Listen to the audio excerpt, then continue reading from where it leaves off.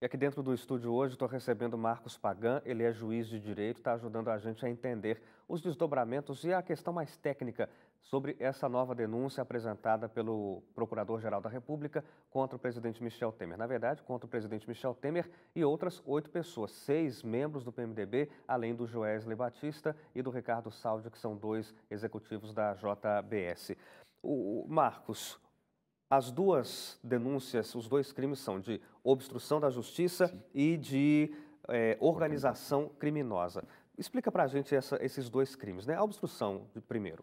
A obstrução de justiça corresponde a atos praticados supostamente pelo presidente e por outros que estão envolvidos também, para não deixar que a justiça se realize, não é? Então, na Lava Jato, nós temos, em alguns momentos, algumas tentativas ou de obstruir provas ou de alguma forma, influenciar nos julgamentos ou inibir delações. Qualquer ato que seja praticado no sentido de que a justiça não possa praticar os seus atos regularmente e a defesa seja feita como tem que ser feita tecnicamente sob o devido processo legal. Então, esses atos ilegais são tipificados como o crime de obstrução à justiça.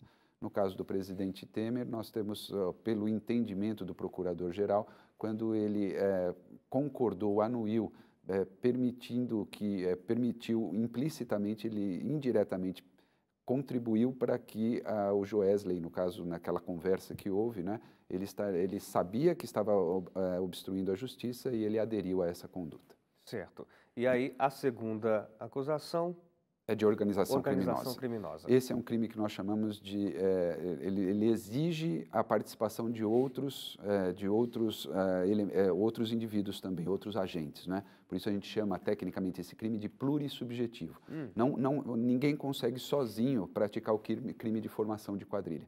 É preciso, no mínimo, que seja feito por 4 pessoas. O segundo elemento do tipo penal, ou seja, o outro item a que o juiz fica atento para verificar se ocorreu ou não o crime, é o fato de que há necessidade de que essa reunião tivesse como objetivo a prática reiterada de crimes.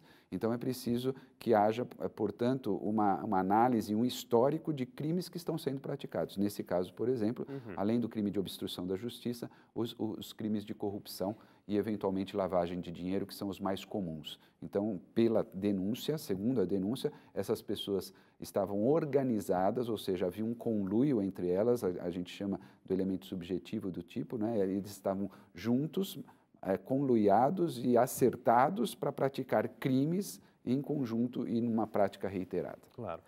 A organização criminosa, pelo que eu entendi, é a mesma coisa que a gente costuma ouvir de formação de quadrilha. Correto. Só que quando a gente fala em organização criminosa, pressupõe também que haja atos de organização, ou seja, atos específicos com uma elaboração, às vezes uma hierarquia. Uma hierarquia. Isso, é um pouco mais complexo que a simples formação de quadrilha. Certo. Agora, tanto uma quanto a outra, a gente já falou, foram baseadas muito na delação do Joesley e do Ricardo Saldi, dos executivos da JF.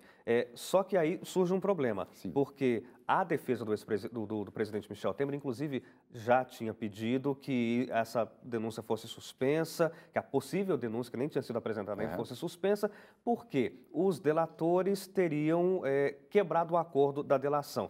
E o próprio PGR, Rodrigo Janot, confirmou que realmente eles quebraram o acordo porque eles não entregaram todas as provas que deveriam e depois de assinar ainda tentaram omitir alguma coisa. A pergunta é, com a suspensão do acordo, dos benefícios que os executivos receberam, isso enfraquece também a própria denúncia da PGR? Tecnicamente não deveria, porque pelo fato que foi mencionado, ou seja, a suspensão por uma quebra de acordo, isso não compromete a existência, a realidade e a prova que existe em relação ao fato em si, que é o fato do qual o presidente está sendo acusado. No entanto, essa análise não é tão simples assim, porque ela envolve uma interpretação, e uma interpretação aí valorativa. Então, os juízes do Supremo, quando eles forem olhar para isso, eles vão considerar, sim, que há uma suspensão e que houve, de alguma forma, um comprometimento da denúncia em si, ou da delação em si no seu conjunto. É isso que vai acontecer. Agora, tecnicamente, o motivo pelo qual houve a suspensão não invalida a prova em si, não invalidaria a prova em si. Insisto, porém, que essa não é uma questão tão simples assim, porque numa análise que vai ser feita, essa análise é jurídica, não tenha dúvida, mas ela vai dar força para argumentos da defesa, não que vão prevalecer, mas vai dar força para argumentos da defesa.